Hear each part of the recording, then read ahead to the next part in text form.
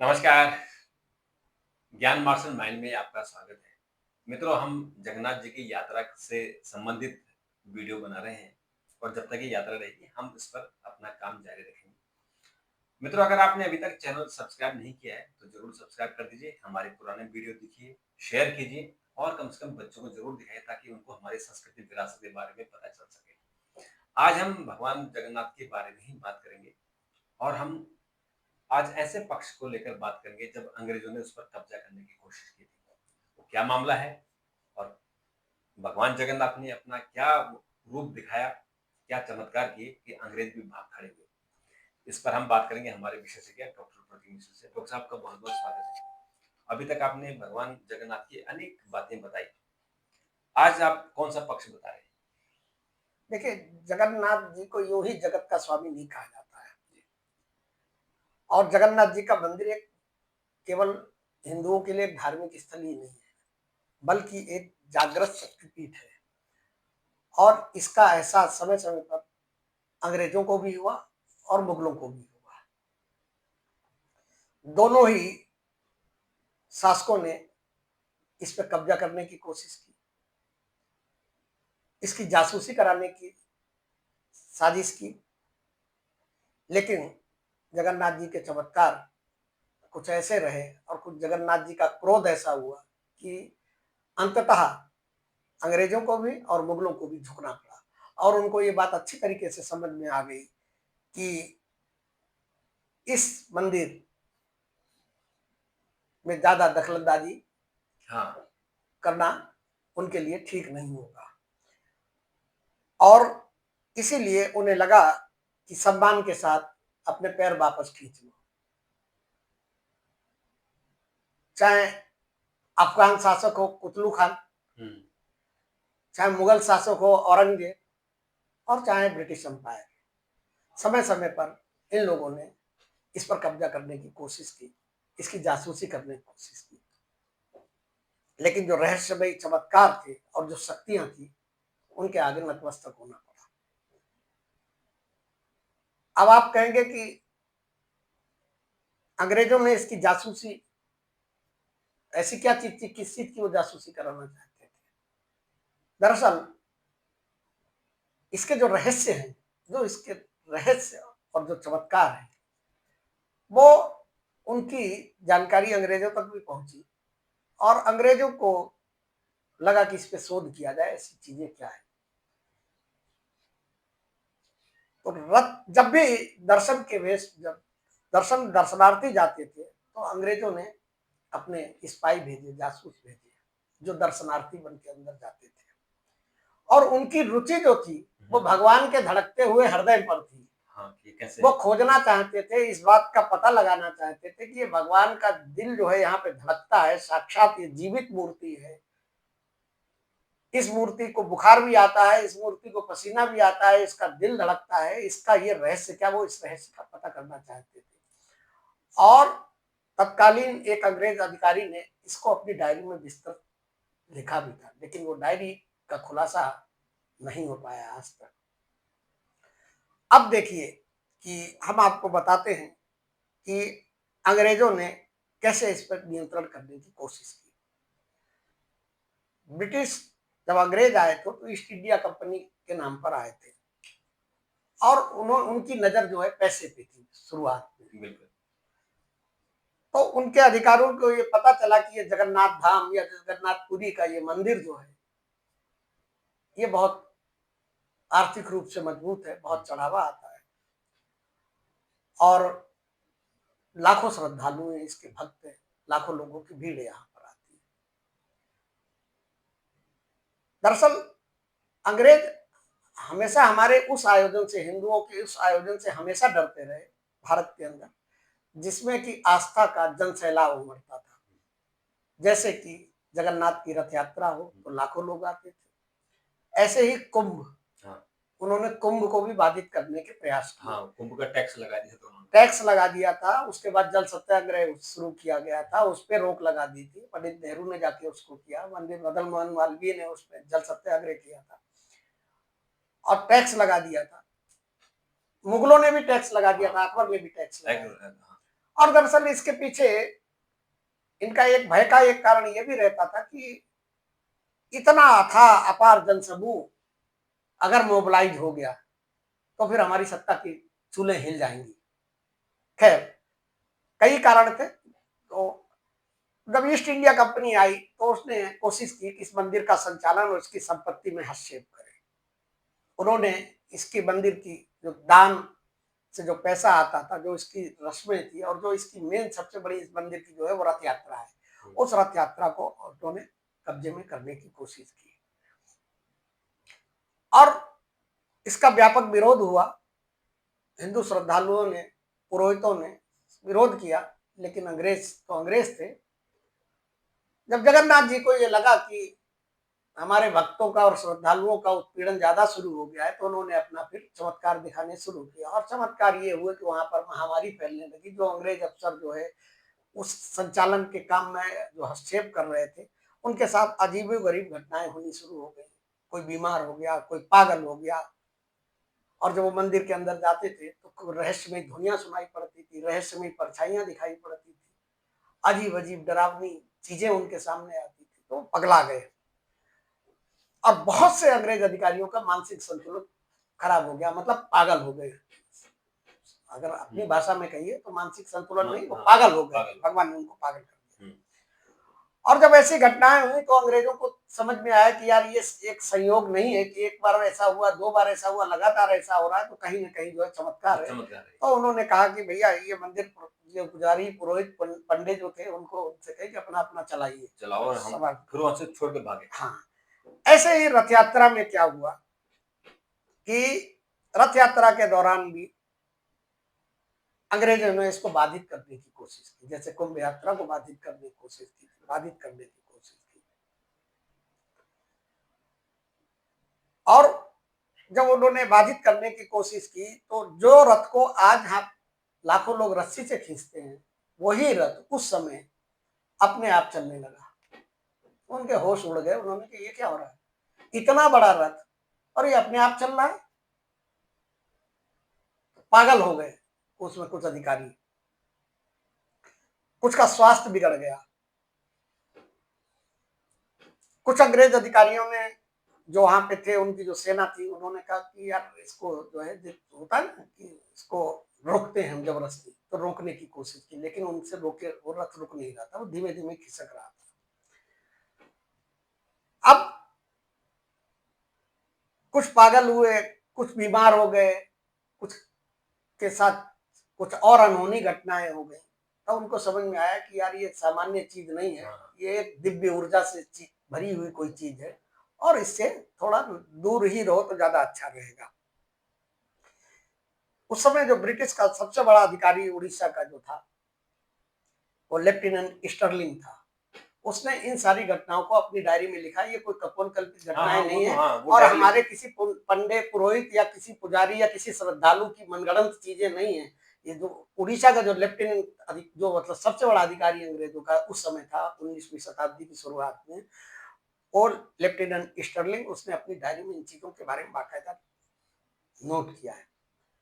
हाँ, वो अंग्रेजों की अच्छी बात थी कि वो गजब लिखते थे और उनके हर जो भी उनके इंचार्ज होते थे, लेफ्टिनेंट होते थे या जो मिशन इंचार्ज होते थे, वो डायरी लिखते थे और उनको बाकायदा म्यूजियम में संजोया जाता था। इसलिए हमारे देश में जो सेंट्रल लाइब्रेरी है, वो सब चीजें वहां मिल जाएंगी। अब इस तरीके की जब घटनाएं हुई तो उनकी उत्सुकता, देखिए अंग्रेज केवल शासन करने ही नहीं आए थे, वो यहाँ की सभ्यता, संस्कृति और जो और रहस्यमय चीजें थी उन पर रिसर्च भी करने आए थे। क्योंकि उनको एक चीज ये पता थी कि भारत के अंदर ज्ञान का भंडार तो है, सोने का चिड़िया तो है ही है, लेकिन ज्ञान के मामले में भी भारत जो है विश्व में सबसे अग्रणी है। तो वो उस चीज पे भी रिसर्च कर रहे थे। तो जब जो हमने घटनाएं बताई, इस तरीके की घटनाएं उन्होंने देखी, तो उन्होंने इसकी और जानकारी तह तक जानने के लिए उनको लगा कि अगर हम सीधे हस्तक्षेप करते हैं तो हमारे साथ ये घटनाएं होती हैं। तो उन्होंने क्या किया कि एक तरीका होता है जो दुश्मन करता है हमेशा दूसरे देश के साथ, अंग्रेजों ने इसकी जासूसी कराने की कोशिश की। अब जासूसी किस बात की थी? जासूसी ये थी कि इसका कार्यकलाप कैसे होता है, इसका मंदिर का नक्शा क्या है, मंदिर के जो रहस्य हैं कि पक्षी क्यों नहीं उड़ते हैं, परछाई क्यों नहीं बनती है, समुद्र की आवाज सिंह द्वार से अंदर क्यों नहीं जाती है, भोजन सबसे ऊपर वाले खाने में, क्योंकि वहां वो शासन कर रहे थे, उनको पता थी सारी चीजें, वो रीति रिवाजों वगैरह पता कर रहे थे। उन्होंने अपने एजेंट भेजने शुरू किए जासूसी के लिए, और वो एजेंट क्या थे कि वो श्रद्धालु बन के जाते थे, हाँ, ताकि जासूसी ठीक से कर सके। और अब आपके मन में एक सवाल उठेगा कि जगन्नाथपुरी के मंदिर में किसी दूसरे धर्म का, विधर्मी का प्रवेश वर्जित है। हाँ, वर्जित। तो आप कहेंगे कि अंग्रेज कैसे जाते थे? अंग्रेज नहीं जाते थे, अंग्रेज के एजेंट जाते थे, और वो भारतीय थे। भारतीय थे। हाँ, क्योंकि उनके नौकर चाकर तो सब भारतीय थे। ठीक है, उनके फौज में जो सिपाही थे वो भारतीय थे, उनके अफसर भारतीय थे। तो वो भारतीय को उन्होंने अपना जासूस बना रखा था, पैसे के लालच में, दबाव में और तमाम तरीके से। तो और उनके जो जासूसी का मेन मकसद था वो ये पता करना था कि ये गर्भगृह के अंदर भगवान का दिल जो है वो कैसे, क्या धड़कता है या नहीं धड़कता है, और धड़कता है तो कैसे धड़कता है, इसका रहस्य क्या है, इसकी सच्चाई क्या है। उनकी आंखों के बारे में, भगवान की मूर्ति की आंखों के बारे में, जो नेत्र दर्शन की हम लोगों ने चर्चा की कि आंखों का रहस्य क्या है। और इस गर्भगृह में जहां भगवान विराजमान है, भगवान के विग्रह विराजमान है, उस गर्भगृह में जो ऊर्जा है उसके पीछे क्या कारण है, ये वो जासूसी कराना चाहते थे। और अंग्रेजों को यह भी बताया गया था कि यहाँ के जो मुख्य पुरोहित है वो भगवान से ऐसे बात करते हैं जैसे किसी अपनी सखा से बात करते हैं। और ये आपने बहुत कहानियां, माधव दास जी की कहानी सुनी होगी, जो भगवान को अपना दोस्त मानते थे। ऐसे तमाम महाभक्त थे, जो कोई भगवान को दोस्त मानता था, कोई उनको बड़ा भाई मानता था, कोई छोटा भाई मानता था, कोई बच्चे के रूप में खिलाता था।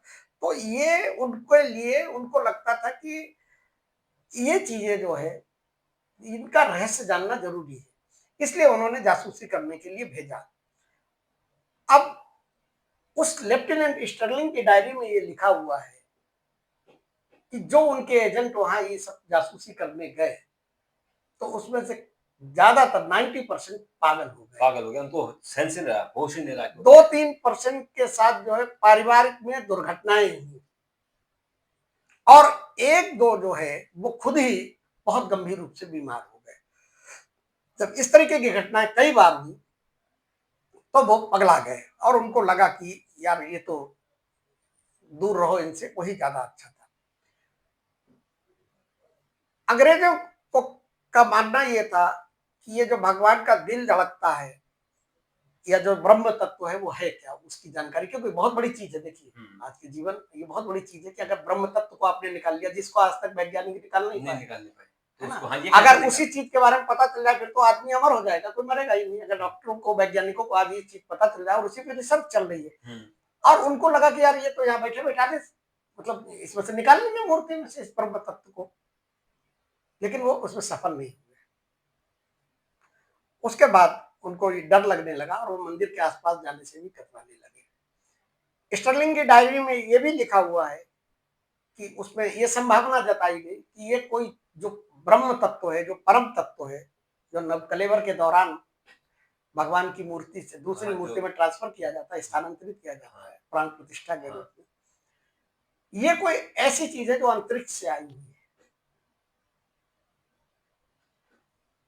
तो उनको लगता था कि अगर अंतरिक्ष से कोई चीज आई हुई तो भी हम इसको रिसर्च करेंगे, लेकिन जब इस तरीके की घटनाएं हुई और उनको लगा कि अगर बहुत ज्यादा छेड़खानी यहाँ पे की गई तो उन्होंने तो फिर प्रॉब्लम ज्यादा बढ़ जाएगी।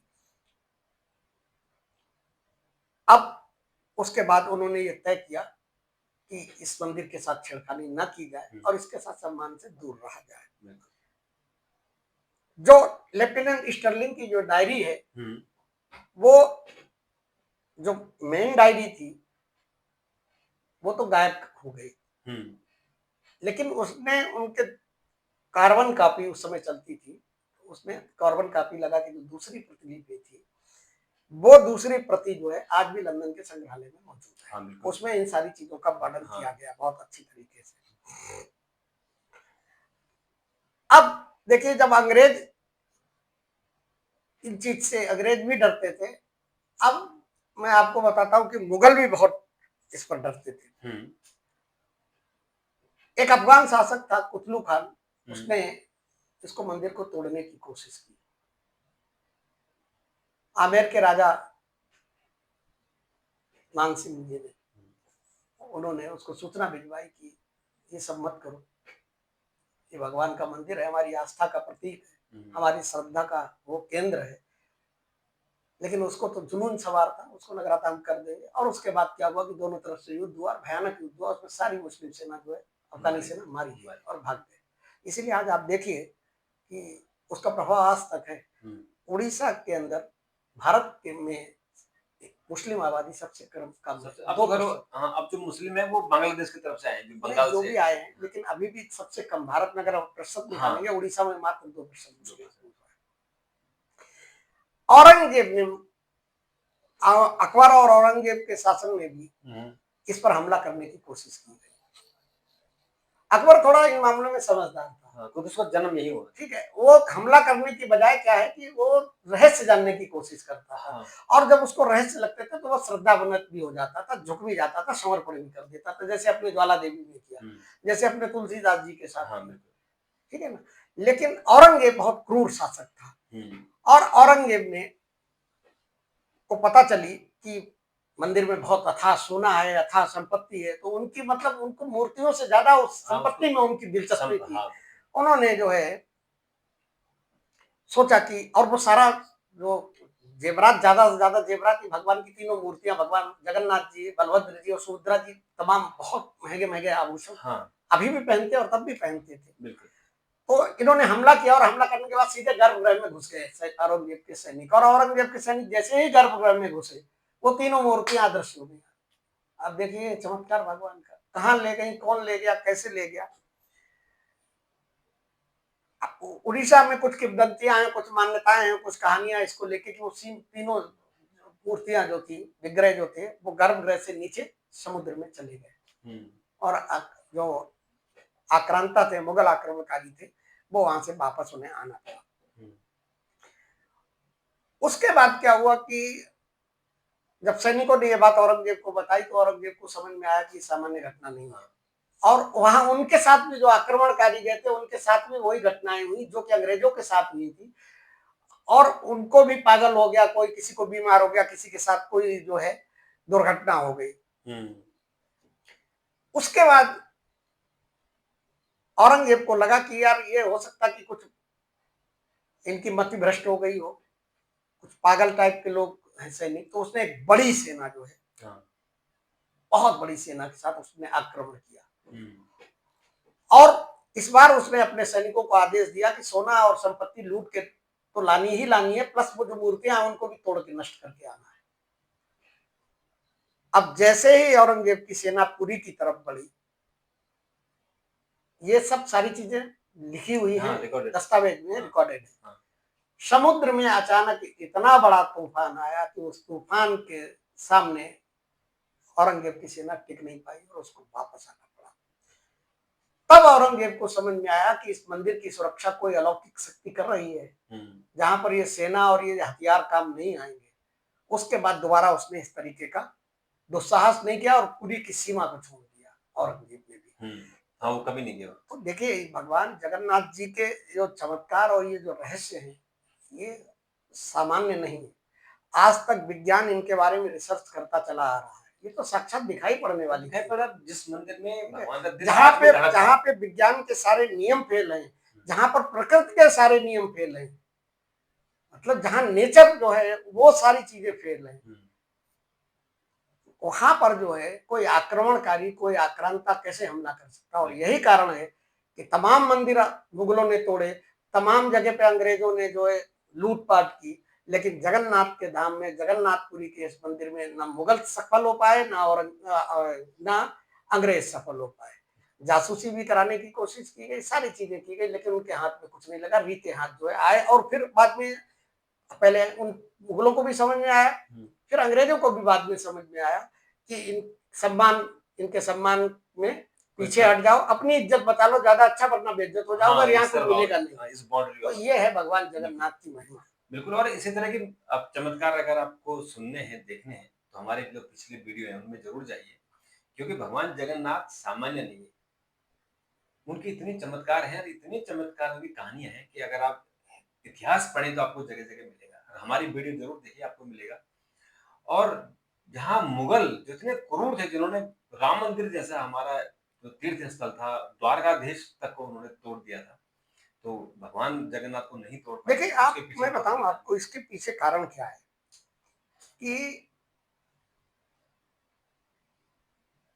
कलयुग में भगवान विष्णु अगर कहीं हैं अपने जिस रूप में, है। वो जगन्नाथ धाम में है। हाँ, जगन्नाथ धाम में इसीलिए जैसे इसको पृथ्वी का बैकुंठ कहा जाता है। और जैसे हम अंदाजा लगा रहे हैं कि जो संभल में कल की अवतार होगा, 10वां अवतार, वो उड़ीसा के संभल की तरफ इशारा करता है। हालाँकि लोग उत्तर प्रदेश के संभल की बात कर रहे हैं, लेकिन वो जो कुछ शास्त्रों में, और जैसे वहाँ परशुराम आज भी जिंदा है, वो भी उड़ीसा में ही है, हाँ, उस वहीं के जंगलों में। उन्हीं के जंगलों में है। और ऐसा कहा जाता है कि भगवान परशुराम जब जगन्नाथ जी का जब ये 10वां अवतार होगा, कल के अवतार, तब उनकी मदद करेंगे। तो हम तो खैर उस वक़्त रहें न रहें, लेकिन ये पृथ्वी रहेगी, देखिए, भारतवर्ष रहेगा। द्वापर में द्वारकापुरी में भगवान थे, बिल्कुल, कलयुग में कलयुग जगन्नाथ है, धाम में है जगन्नाथ धाम में है, कल के रूप में और आएँगे। जीवित रूप में है, हुँ, जहाँ उनका हृदय है, वास करता है। बिल्कुल, तो भगवान का वो बैकुंठ है, पृथ्वी का बैकुंठ है बैकुंठ जगन्नाथ है, धाम। बिल्कुल। तो मित्रों, आपको कैसा लगा ज़रूर अपनी प्रतिक्रिया दीजिएगा। चैनल को सब्सक्राइब कीजिएगा, शेयर कीजिएगा, लाइक कीजिएगा। डॉक्टर साहब आपने बात की, आपका बहुत-बहुत धन्यवाद। आपका भी बहुत-बहुत धन्यवाद, और चैनल को सब्सक्राइब ज़रूर करें।